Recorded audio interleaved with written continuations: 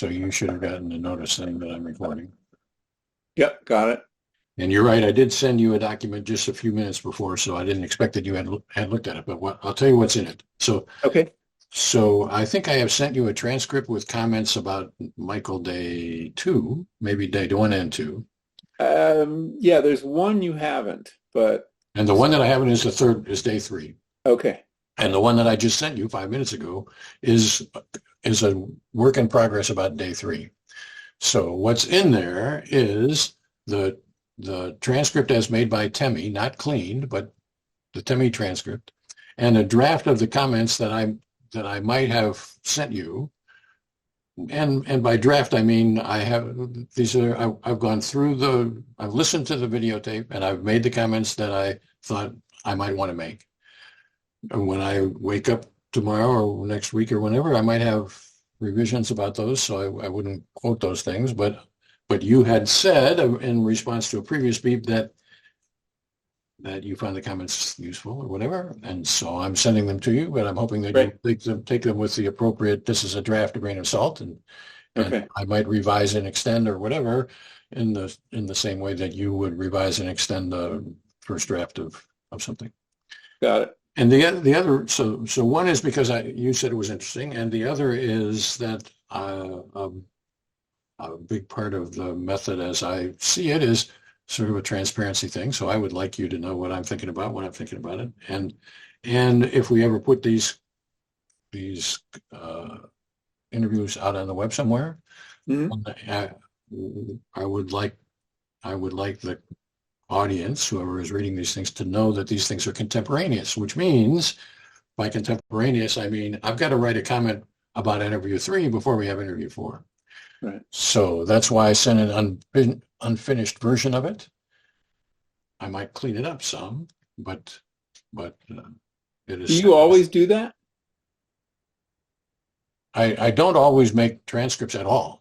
Uh-huh. Most of the time in my regular life, I don't make transcripts. If I think something's heading for the web, then I do make transcripts. Got it. And the whole deal, the reason that things got out on the web in the first place was sort of twofold. One is people wanted to see what DES looked like and why I would make claims that I would make, so I put it out there. And the other is that it sort of came at a time when psychology was into the I forget what word they use for it, pre-registered studies as a way of keeping people honest and not cherry picking data and whatever. Right. I think the psychology's pre-registration effort is a good idea. I think it's way too small of an effort, but it's a good idea. And so my response to that is, well, I'll put the whole thing out there with my comments out there contemporaneously, so that nobody can come back and say, well, he's cherry picking his data and he's going back and writing comments from the standpoint of the omniscient being 2 years later or whatever. But, Right. Right. so all of the commentary that's out there on my website is written before the next interview. Got it. Okay, good. That's good to know. It will be useful to me. Um, okay, should we start? Yes. So this is going to be day 4. Right. So I put it on yesterday and I was taking a long walk and I accumulated some beeps. And then I put it on this morning and got another 6 beeps. So I think I'll focus on the freshest ones. Okay. And that'll be today. Um,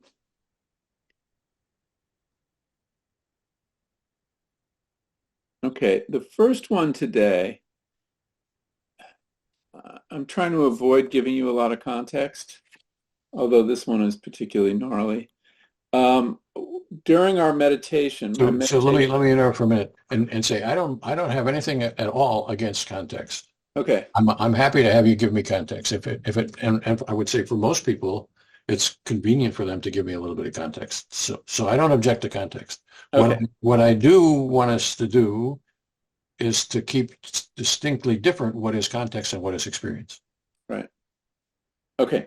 During our morning meditation, we were doing a breathing exercise, And though your mind is supposed to be on your breath, my mind wandered to a particularly gnarly situation I'm having with a magazine I write for and the scientist who conducted a study I'm writing about. I'm having trouble on both ends. The scientists are taking forever to finish these refinements of this paper. I need to finish my article, and my editor is um, being kind of dilatory and taking a long time. And anyway, it was a whole complicated situation where I convinced the scientists to lift the embargo on their article, which my editor then interpreted as a sign they think it's so positive that she's suspicious. Anyway, so in the middle of the meditation, what I'm thinking about when the beep goes off is what am I going to tell Tony? He's one of the scientists to force his hand to get him to get me this paper. And what am I going to tell Deirdre, the editor? At the very moment I'm focused on Tony, I'm like, I don't have words yet. I kind of know that I want to twist his arm. I have this feeling of it's time to get serious about this and not be so polite. Um, I feel that way about both the scientist and the editor. So I'm mind wandering to what sort of words could I use to be professional, vaguely threatening. um, you know, I'm strategizing. But at that very moment, it was like, what could I tell Tony that will get him to move? Um, and you know, these are friendly relations, obviously, but this has been going on for 6 months. I'm kind of frustrated. So the feeling is definitely inflected by a sense of frustration, a little bit of anger. Um, and although I haven't found the words yet, I'm kind of on the precipice of framing this. Um, although I also know it's not what I should be thinking about right now, because I'm meditating ostensibly. Um, and although I don't at that moment have that thought, return to the breath, um, that comes soon after. So I'm gathering that this is primarily a thoughty thing. And I'm Thought, gathering that it's primarily aimed at Tony, although the context includes Deidre and 6 months and whatever. But it's mostly about what to say to Tony.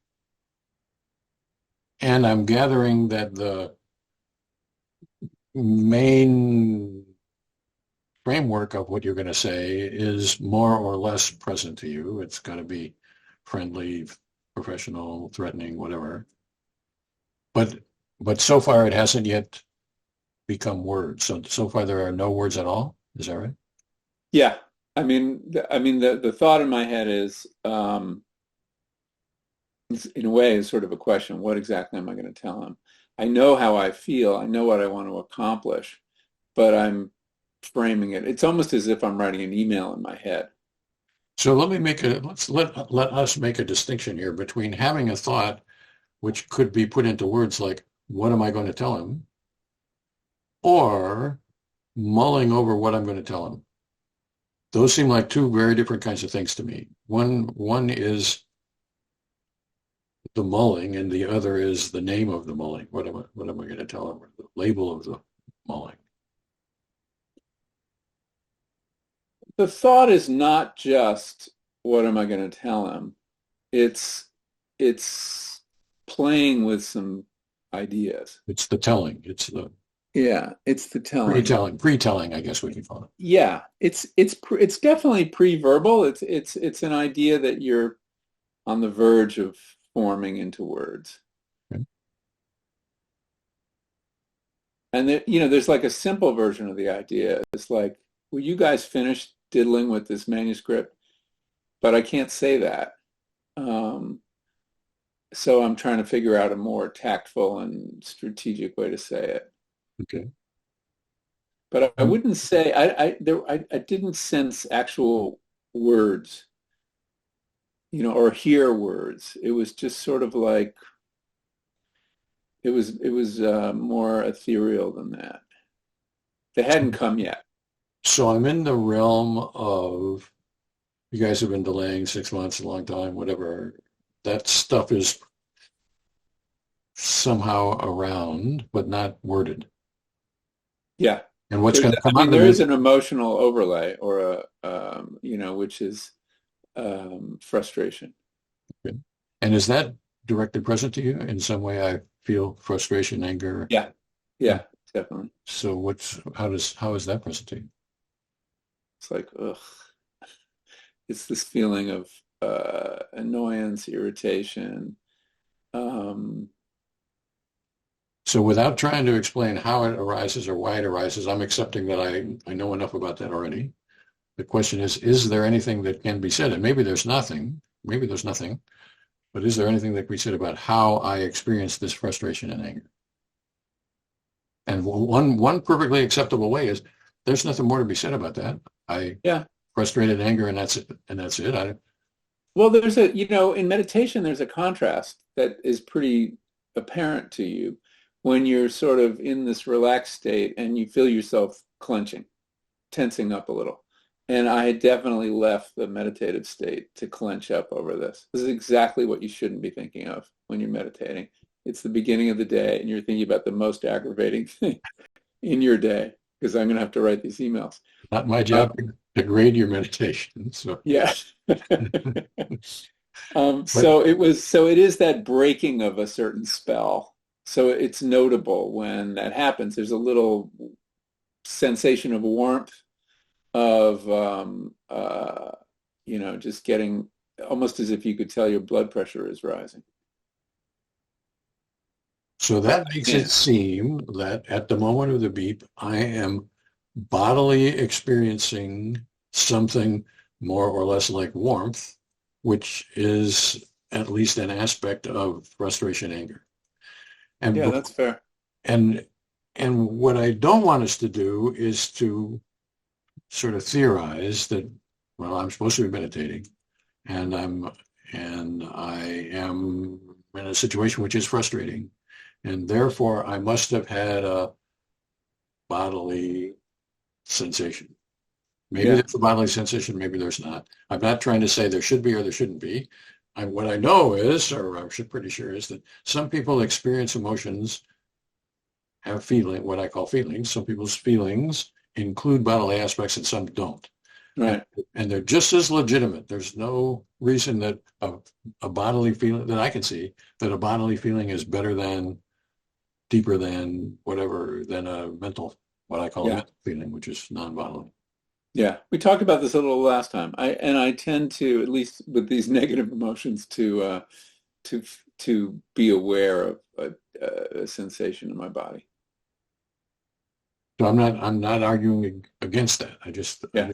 What I don't want us to do is to fall into a trap that would be I'm presuming. presuming. Right. So I'm gathering that most of my experience is this thoughty mulling, but colored by, or part of my experience is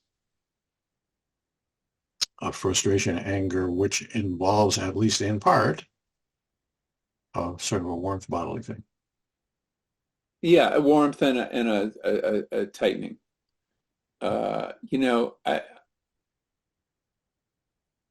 My experience of meditation is that you're either in this expanded or enlarged, you're either contracted or expanded. And I could feel this as a contraction. Mhm. And by bodily, do you mean a particular part of my body? It's in my shoulders, it's in my fists, it's in my heart, it's in Yeah, my head. I would be speculating to say right now. I don't remember that. I don't know that it was so clear to me. Um, it's one of those sensations or feelings that's on the verge of half thought, half physical. But which part of me, I couldn't tell you. There was a tensing. So my job is to try to understand what you're telling me here. And Yeah. what I'm understanding is I feel anger, frustration. It's not the most prominent thing to me because the mulling is more prominent. And it seems reasonable to say something bodily, that there's something bodily about the frustration, anger, but not explicitly bodily, because I can't really tell you where it is in my body. It doesn't seem like it's not bodily, and yet it doesn't seem like it's distinctly bodily either. Is that right? Yeah, I mean, I think that's a memory issue. I think if you had asked me immediately when the beep came, I might have been able to say I felt it in my, I don't know, face or, but I just can't now reconstruct that. Fair I'll enough. pay attention to it next time. Fair enough. And that and the I'll pay attention to that is the kind of thing that makes DES, and that's the iterative process that makes DES important, because Right.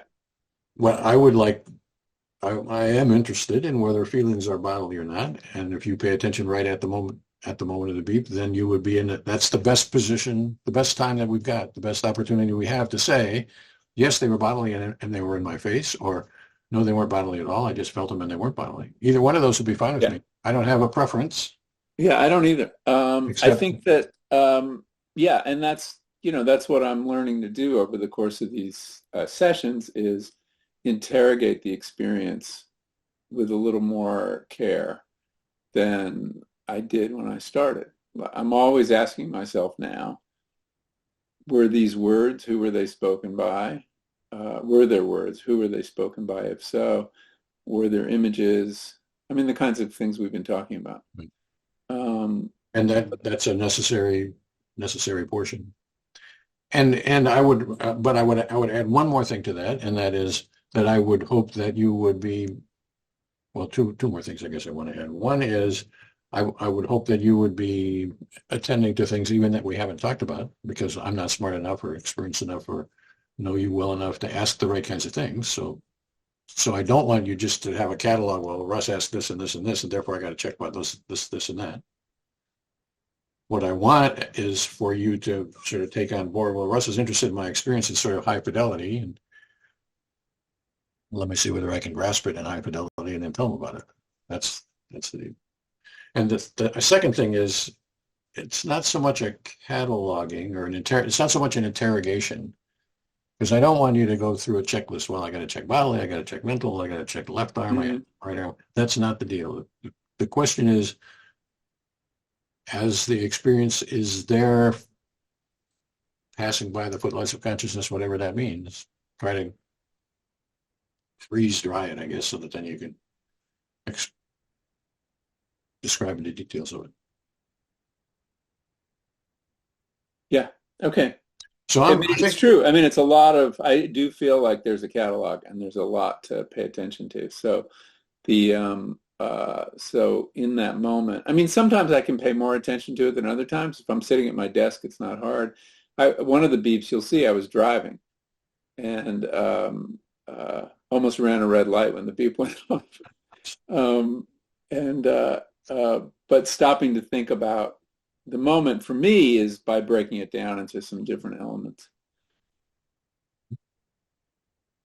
So what I've got is a thoughty and a feely going on simultaneously, more thoughty than feely. Yeah, not a lot of words. And no words. Yeah. Then I think I'm good. I'm ready to go on to number 2. And if I had to categorize it, it was an instance of mind wandering. Okay, number 2 was just I don't know, 20 minutes later. Judith, my wife, and I were walking down the hill from our house to downtown to get a cup of coffee, which is a common routine in the morning. I had started a sentence, and I was in the middle of that sentence when the beep went off. And what I was saying, and again, this is aloud, was when I was walking yesterday. The thought that I was about to complete was already in my head at the moment of the beep, right? My speaking was a little bit behind my thinking. but I know exactly what thought was in my head at that second, which was um, yesterday evening I'd been walking in town and was reminiscing to myself about the that first spring, March 2020 of COVID, and how different the world was. And I was going to tell her, I was going to remind her, what those walks were like. That was something we did every day, twice a day, and there were no cars on the street. And um, when you passed somebody on the sidewalk, you gave them a very wide berth because we were all terrified of infecting one another. You would actually go out into the street where there were no cars and go around them. Some people had masks, but not in those early days. And this sense we had that nature was undisturbed by what was throwing us into such terror and tumult, and that the trees were going through their cycle of bloom, magnolia, cherry, and so anyway, this was all in my head, and I was about to talk to her about it, and we were going to reminisce about it when beep went off. So I think I've got the situation here. I think I understand it. And so would you say your direct experience is more about the words that you're speaking when I was walking yesterday, or more about the subject matter that you're going to talk about, March 2020 and the leaves and the pathways and the births and the whatever? Well, what you say in Or reality in the present I think, is always going to be more salient. But so I did detect the thought right behind, I had written the lines that I was going to say. I mean, speaking metaphorically, and I knew what they were so about. let's unpack that and Yeah. for a couple of reasons. So one is what you say out loud. You just said, of course, that's most directly present to you. That is not necessarily true at all. There are Okay. many people who speak aloud and don't have any experience at all of speaking ever. But the words came out, but they never noticed it. And there are other people who speak aloud and hear the words. They don't have that sense of speaking it, but they hear it, and so they're speaking. They're hearing the words at the same time I'm hearing their words.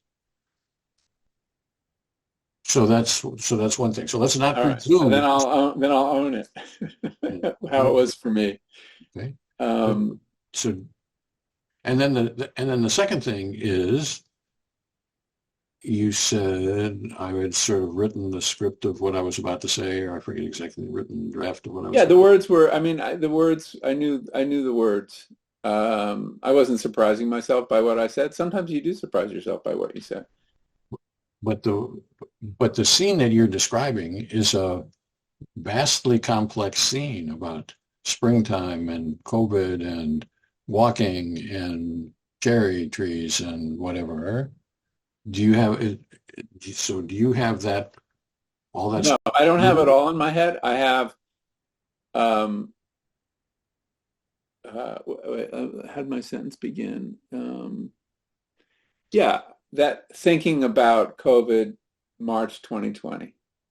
I mean, and that to me is a label for a whole complex of thoughts having to do with nature and how we walked on the street and how we encountered each other. But that wasn't all present to me. But it was under that. It was in that bag of stuff I was planning to talk about. So that's the distinction that I would like us to keep clear. And so it's and I want to accept that all of that stuff. It's not like that's unimportant, but it's somehow present to me in a different way than what I might have going to be said next. So if what you're saying to me is I had already said when I was walking yesterday, and I was about to say something COVID 2020, then all the rest of that stuff is sort of the implication of COVID 2020, which is different from COVID 2020. So Yeah, it all goes under that label. I think it was all that present to me at once. Probably not, but there's this bolus of stuff called COVID March 2020 that I plan to open up. Um, So I understand that. The question is yeah. what of it is present? And so here are some possibilities. I say out loud when I was walking yesterday, and then I have some sense of this bolus of things that I'm going to talk about, the sidewalk and the trees and whatever.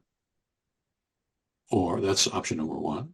Option number two is I say out loud when I was walking yesterday, and it's a fact of my saying that what's coming is a talk about COVID 2020, even though that's not directly present to me. That's in Well, any the details are not directly present to me. or so that would be option three from my point of view. Option two was nothing of that is actually directly present to me, in the same sense as the coffee is not directly present to me. I'm walking towards a coffee. Yeah. But the coffee is not present to me. It's implied by every step that I take. This step is heading towards coffee. But Right. that does not mean that the coffee is directly present to me at that moment. What's present to me at that moment is You March mean the thought of 20, coffee? the thought of coffee or anything about coffee. Mm-hmm. At that moment, the coffee is driving every step that we take. I'm heading towards the coffee shop, Yeah, but it's not but present. but it's not present to me. So the question is, this bolus of COVID thoughts, is that directly present to me, or is that implied in the in the speaking?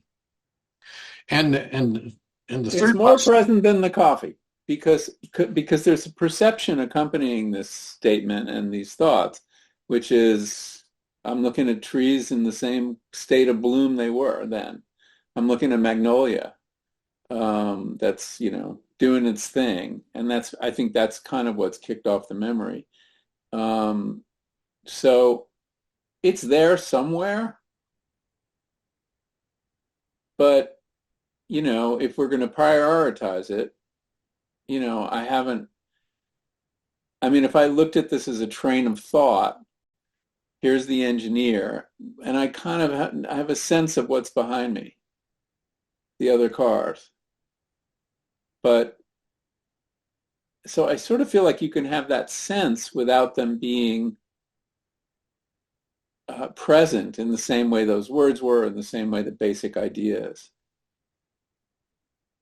So I do think that's true, and but I don't think what I don't think is necessarily true is that you have that sense. I think it's possible to have a sense, but it's not required to have a sense. Right. In the same sense as it's possible to be thinking about the Starbucks that I'm walking to, Yeah. and it's also possible to be walking towards Starbucks without thinking about Starbucks at all. But from the outside, you probably couldn't tell the difference. Each step is but and from the inside, well, I'm guessing that at this particular moment, there's no Starbucks thought. There's no Starbucks experience. Is it Starbucks? No, it's not, but it's a local place. So there's no coffee shop. There's no coffee shop at this particular experience. It drives this experience in an important way, but it's not experienced directly. Not at this moment. I mean, a few That's, moments hence, I might, start fantasizing about the coffee and the smell and the taste and everything. yeah, but Yeah. but that's then and not now. Right. Right. And Right. and so the question is about what is present at this moment, apparently, is March 2020. Yeah. And, And that's a and shorthand, I think, in my head for a whole complex of things. And yeah, you're saying, are they present or not? And I'm saying they're somehow informing the moment without being yet directly present.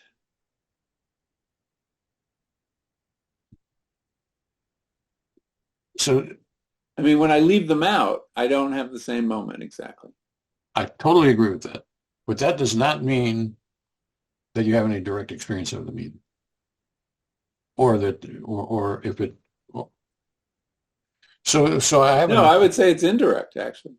yeah, I haven't gotten to option number four either. Option number four is I have I am speaking aloud when I was walking yesterday. The beep comes on yesterday, you're saying.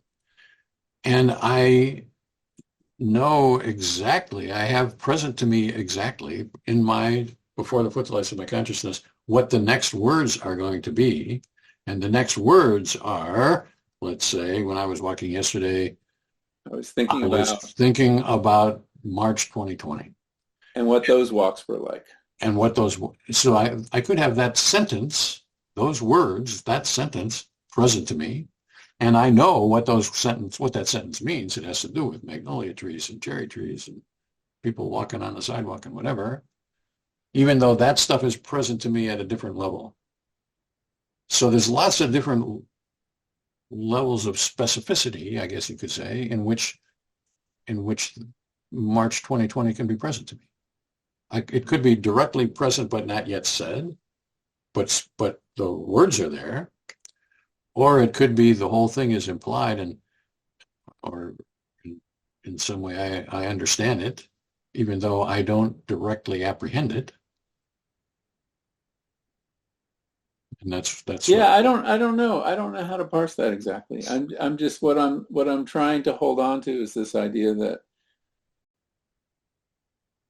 the words present to me, the words I'm about to speak that are forming in my head are themselves attached to these other words that are coming behind them. And there is some way in which I'm aware of them at that moment. But is it direct experience? They're not directly in my consciousness. So are there future words present to you, words that have not yet been uttered but are present in your experience at the moment of the beep? Which would have been my option 4, I guess. Yeah. Besides, I was thinking yesterday about the walks like this we took in March 2020 and what they were like. So the question is, the first thing I was going to, but I knew the first thing I was going to say of those things, which was because Judith was kind of extreme about it. She would like go way out into the street to go around people and give them this very wide berth. And I thought that was kind of funny and very her. So I don't know. I think I knew that was coming. I don't doubt that in the slightest. The question is whether it's before the footlights of your consciousness or whether it is somewhere in. I would say it's up to stage right or stage left. Yeah. Do you know what I mean? It's not on stage yet. But when you're standing on stage, you know the next act. You know what's coming in the present, even if it's not before the lights. Sometimes, not always. So when Hamlet is, or whoever it is standing on the stage saying to be or not to be, he knows what's coming, and that colors every word that he says. Every word of to be or not to be is colored by Act 3 or whatever it is. I'm not a Shakespeare. Yeah. Both past and future words. Of course, he's read the whole script, which we usually haven't done. And practiced it and knows what happened off stage and knows what problems he's got with his costume and knows what the understudy isn't as good as the guy who's supposed to be playing opposite him, and that the audience is only half full and he wished it was 3/4 full, and that the snowstorm is outside, and all that shit. All that stuff informs in some way the word to in to be or not to be, and the word be and the word not and whatever. All that stuff is there. Okay. I don't doubt that for a moment. But if you beeped him, would he be thinking about the audience? Well, probably not. And would he be thinking about Act 3? Well, probably not. It informs it, but it's not directly apprehended. Yeah. And okay, I accept that interpretation. And so the question here, and I don't think we're going to be able to answer it about this beep. So the conversation that we're having is more about next time than it is about this time. Yeah. The question is, are there words present to you that have not yet been spoken, but I'm about to speak them. So I know that the next words are going to be, when I was walking yesterday, I was thinking about the way you walked in the street, or whatever those words might be. Those words could be present, or they could be, the whole thing might just, the whole future thing might be implied. And I know where these words are going. I understand these words are going there, but it's not directly in. Well, I think we have three packets of stuff here. We have the words that I'm saying. Okay. We have the words I'm about to say, which I am thinking as I'm saying the other words. That is really clear to me. And then we have the third packet of where I'm going. Okay. And there's some more inchoate sense of that, obviously, because I haven't framed it. So what's in the second packet? The second packet is the immediate, I was thinking about the walks we took at the beginning of COVID. Quote, I was thinking about the walks we took at the beginning of COVID, unquote. Pretty much, yeah. Pretty much and unquote are not the same thing. Well, the sentence begins when I was walking yesterday. Yeah, I was thinking about the walks we took in March 2020 at the beginning of COVID. That whole sentence is present to you? Yeah, more or less. I mean, you don't always have perfect sentences in your thinking, but this one was as close to that as I usually get. So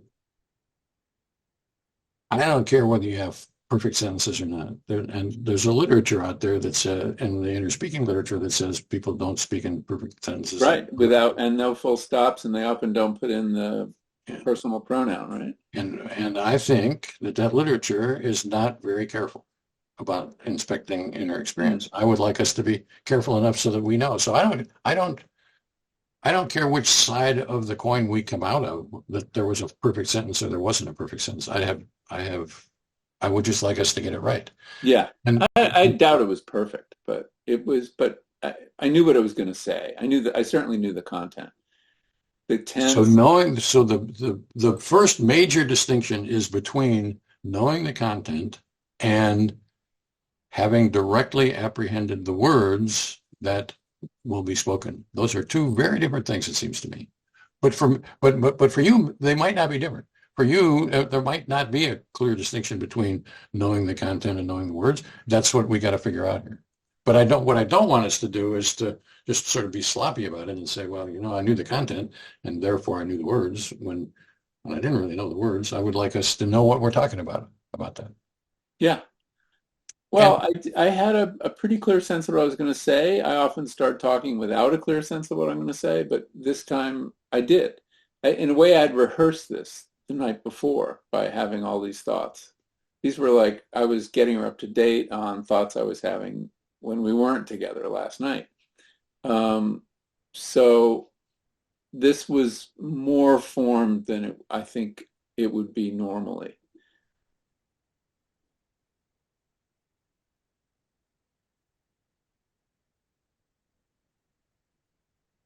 But what interested me about it too was the fact that I could be saying something while thinking something else or something additional. And that was clearly part of the experience. That I wasn't just immersed in what I was saying, that I was, what got interrupted. I mean, there was a sentence fully formed, I think, that got interrupted, at least the first one. I mean, I couldn't tell you exactly what it was, but it was something like we just went over. So I think it is quite possible and usual, actually, to be thinking about something other than what you're saying. I don't think that's at all surprising to me. But what I want us to do is to focus as directly as we can and with as much fidelity as we can, as I would prefer to say, on what that other thing was and how that other thing was present to you. So there are the words that we're speaking, and then there's where we're going, and that's somehow present to me, but it could be present to me as a visual image or a collage or something. I see my wife on the street and I see the cherry trees and the magnolias. And it was definitely wordy and not imagey. Mhm. I remember the phrase giving a wide berth, for example, as part of how I was going to phrase this memory, even though that was a little bit down the road from what I was about to say. So so that could mean as I'm speaking the words when I was walking yesterday, and at the same time I have the words present to me somehow, giving a wide berth, and I know those words are down the road a little ways, but they're present to me. Not at that moment. No, not exactly at that moment. And that would be fine to me. I think it could. I'm not trying to say that that's the way it was. I'm trying to say these are the way it could be. Yeah. And what I want us to do is to work at trying to do as good a job as we can get about this kind of thing. Yeah. And that might be, after we've practiced at this for a while, we might say, this is as good as I can do. My experience doesn't. Yeah, no, I mean yeah, I'm just trying not to lose this sense I had that in the sentence that followed what was interrupted, that there was a sense to it that it was fuller than just the words when we took these walks in March 2020. That So it was somehow pregnant with that other material. so I don't want to lose that either. But I don't think I don't think that pregnancy has to be directly apprehended. Yeah. In the sort of the same sense as we talked about So is there another kind of apprehension?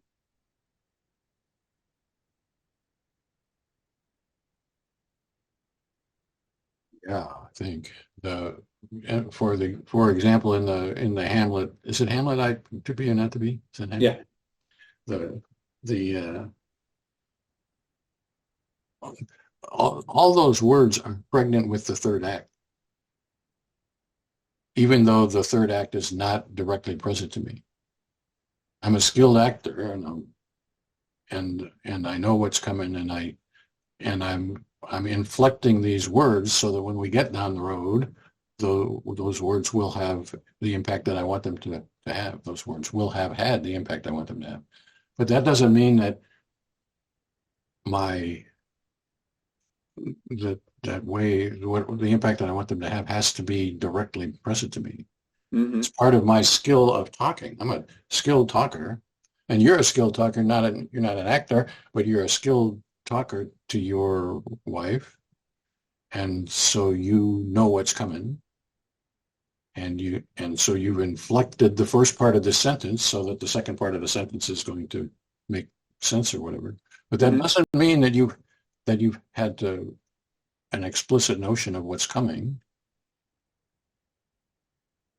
No, but And it's sort of the same thing as I'm walking to the coffee shop, and I'm walking at a particular pace to the coffee shop because I know I have an appointment with Joe Smith at 11 o'clock, and I got to get to the coffee and back. And so I'm walking with a little bit more rapidity than I might have otherwise. But that doesn't mean I'm thinking about Joe Smith. That means right.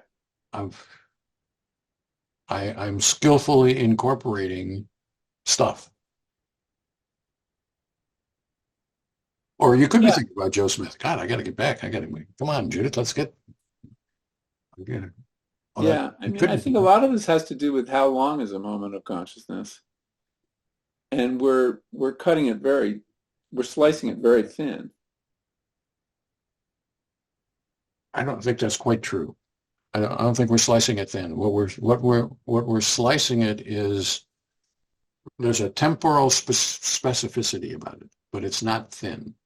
Mm-hmm. Specific, but it's not thin. So you could have been thinking about this. What I should tell Judith about that. You could have been thinking about that for the last 5 minutes, as far as I'm concerned. And the beep catches you while you're still thinking about it. That's the experience. So the moment doesn't have to be short. It just has to be at that moment. And then I'm not sure I get that distinction exactly.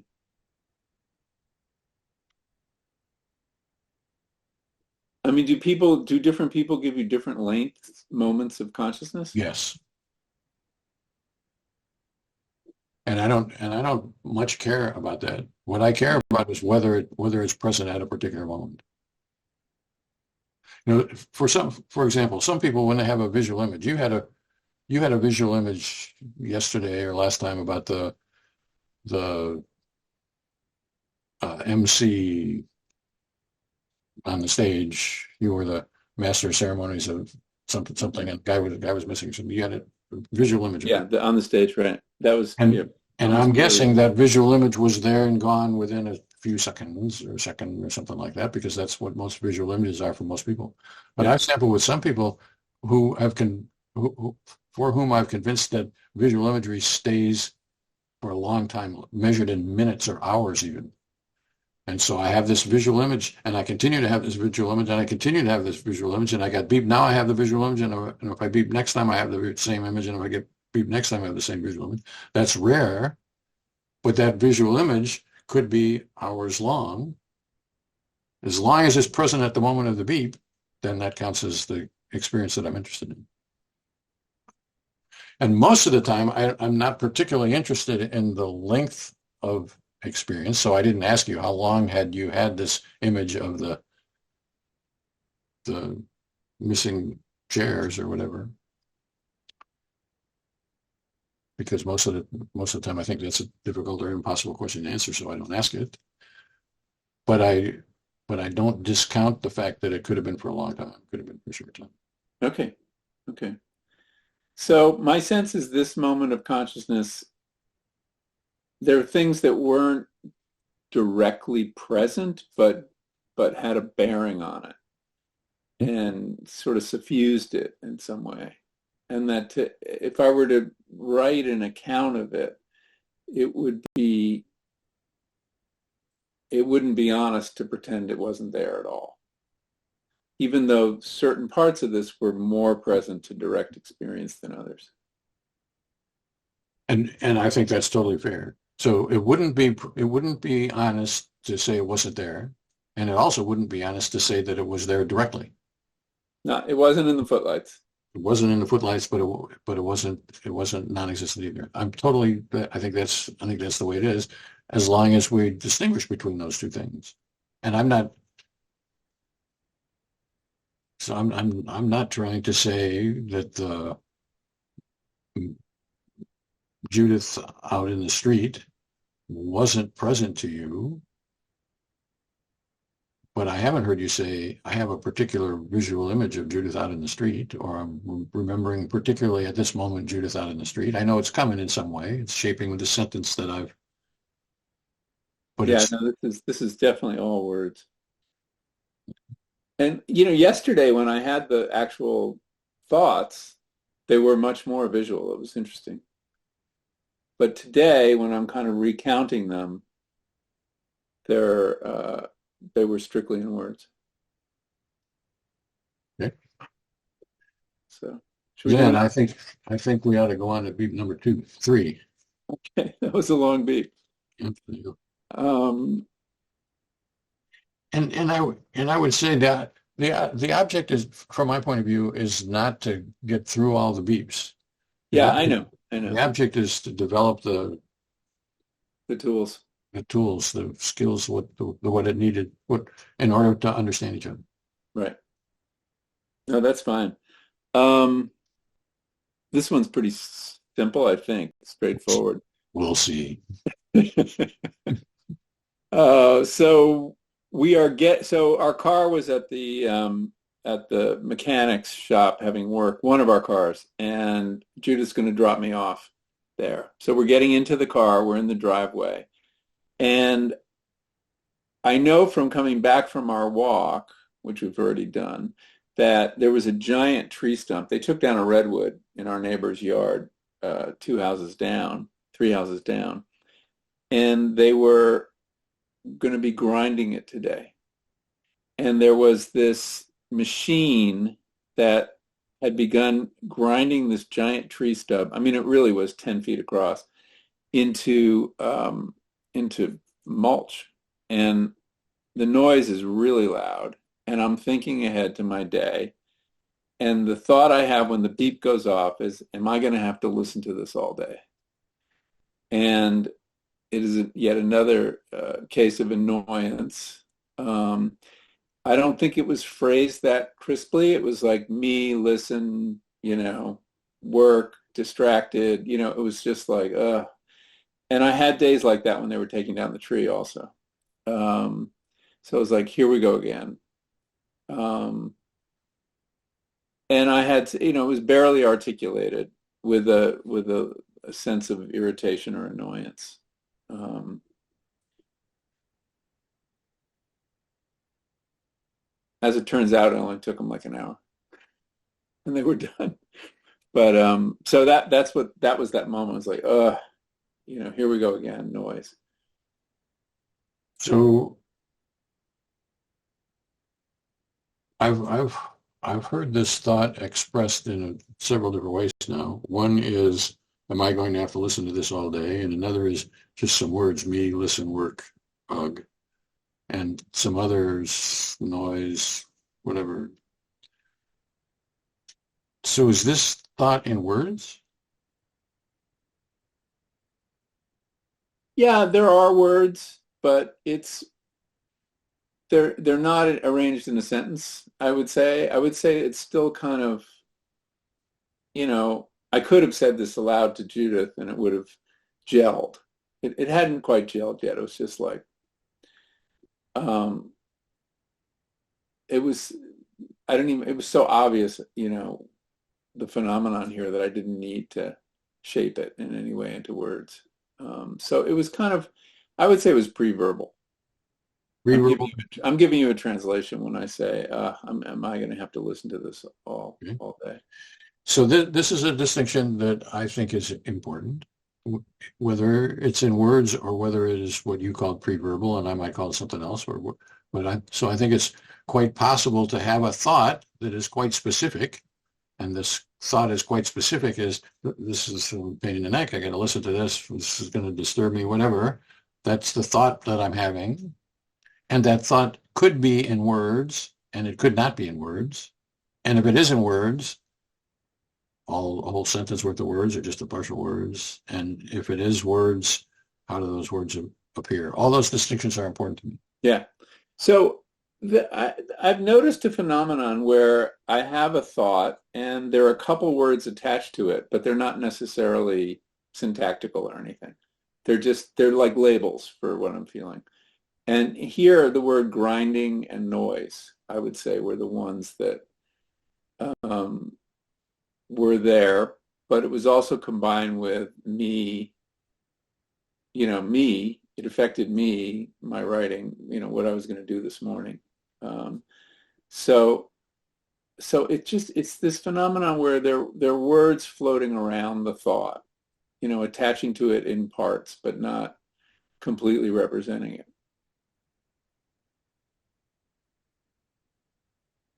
So what's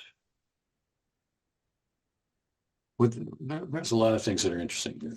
But one of the things that's interesting is that the words that you just identified, grinding and noise, were not in any of the earlier, or either that I can remember, of the earlier descriptions here. The first description was, am I going to have to listen to this all day? The words grinding and noise aren't there. And then it was me, listen, work, ugh, and grinding and noise weren't there either.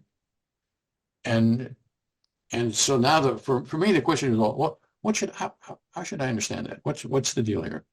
And the answer and the question for me is, well, does Michael know what those words were? And he just didn't tell me the first time around. What's the deal with that? And I am not a mind reader. I am distinctly not in the business of trying to figure out what Michael means when he doesn't say or says. That's my business, as I conceptualize it, is to be interested in Michael's experience, to try to get Michael interested in Michael's experience, and to try to get Michael into a position where he can tell me about his experience in a way that he understands and I understand, and then I don't have to mind read. I'm And so we have to have conversations like this. Well, are there words present? And if so, what are they? And if they're present, how are they present? And I don't know the answer to that. And so far, I'm not convinced that you know the answer to that, but maybe you No, do. I'm not sure in this case I do. I may have been, when I wrote that down, those words in the notebook, there was a kind of, I was translating. Mhm. I don't know why, but I guess my automatic reflex when I have a thought that I need to record is to do that in words and in an organized sentence. But when I think back to what the experience felt like, it's I've done some violence to it by turning it into a sentence. So what I think is interesting is what happens before you've violenced it and Violated it. violated or whatever. The and and and I think I'm given credit for being sort of an expert about inner speech, which I don't particularly consider myself an expert about inner speech. But I think the reason that there's a thought out there that inner speech happens all the time. And the reason that they have that thought is for what you just said. You just said, well, when I write it down and I put it into words and then I forget that it wasn't in words in the first place. So I think it must have been in words all the time. Well, that may be true, but it also might be true what you said was, well, putting it in words actually does some violence to it, in Yeah. which case it wasn't there, and when the actual frequency of inner speech would be lower. Yeah. And I I'm interested in what Michael's experience actually is, not so much in how he Recorded it. recorded it. Yeah.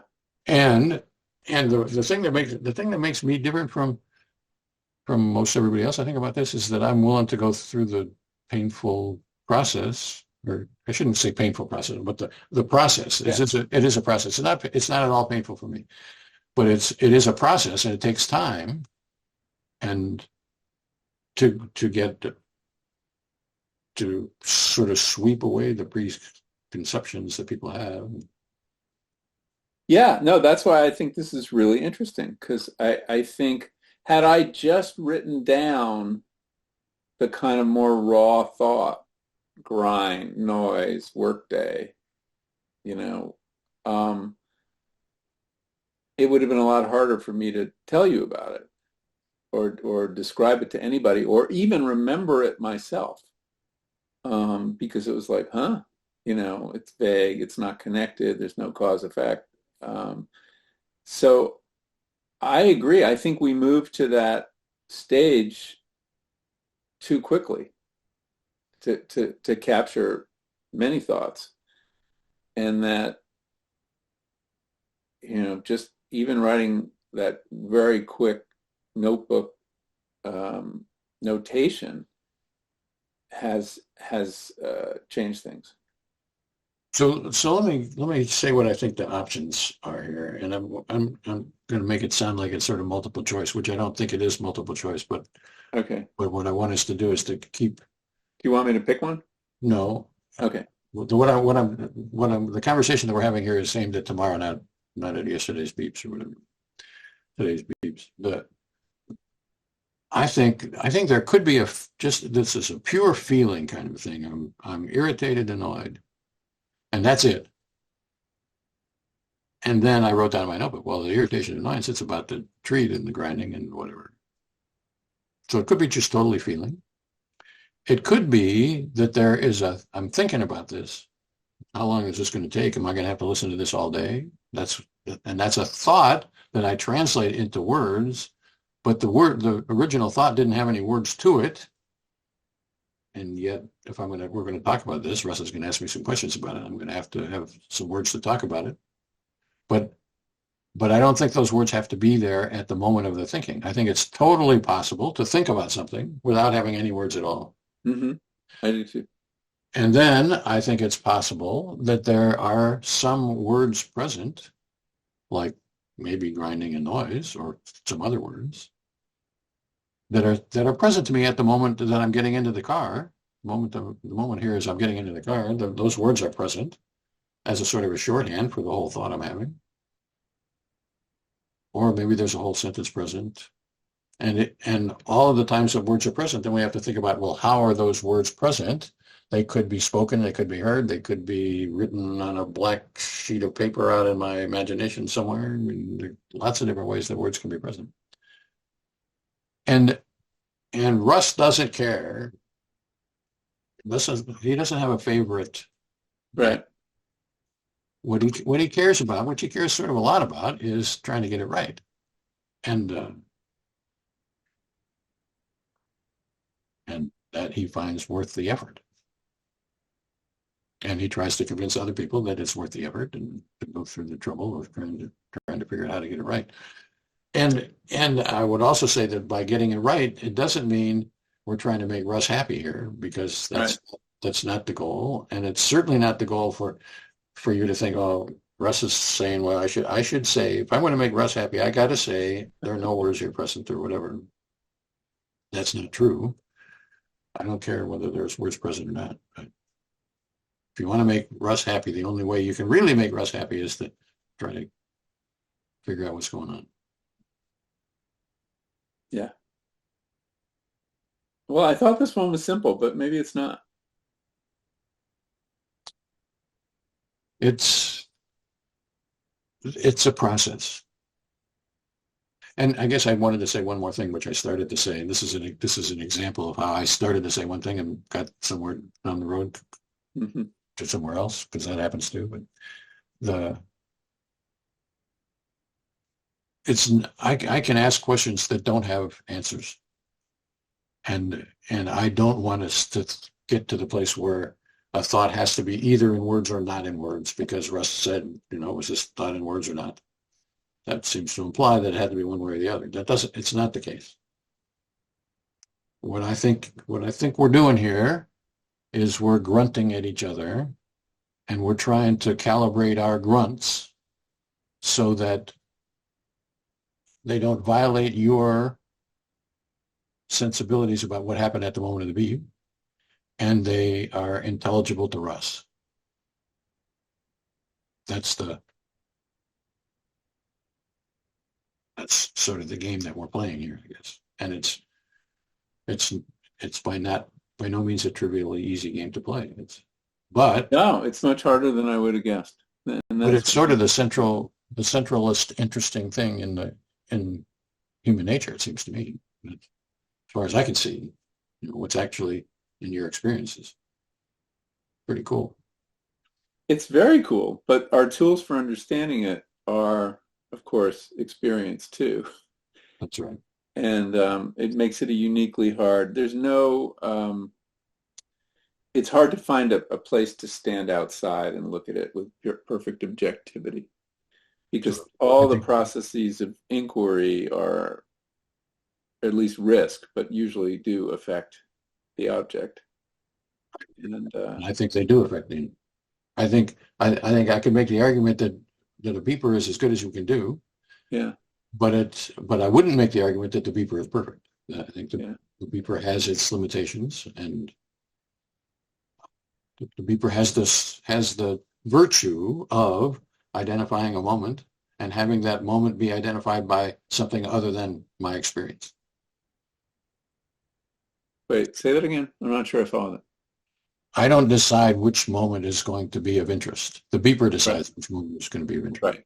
And that's an important deal, because what I think is going to be of interest is going to shape what moment I'm going to choose, which is if you're a meditator, you gotta know that random samples shows you what you're actually doing when you're meditating. Right. No, I think it's true. I think the randomness is really important. It also tends to show how banal most of our thoughts are. That's true. And if we were picking them for discussion, we would have picked highlights, right? That's exactly right. Yeah. Okay. Do you want to do one more? Oh, it's 3. It's after 3 already. I think it's after 3. I think we probably ought to say this is good. I think we're we're accomplishing what we're supposed to be doing here, which from my point of view is most of the conversation we had today, or a good portion of the conversation we had today, is really about tomorrow or next week. Yeah. We learned some things about today's samples or today's samples. Oh, definitely. Each day. But much of our conversation is aimed at calibrating, refining, sharpening, whatever, for next time. Great. You want to schedule another? Yeah, let's do that.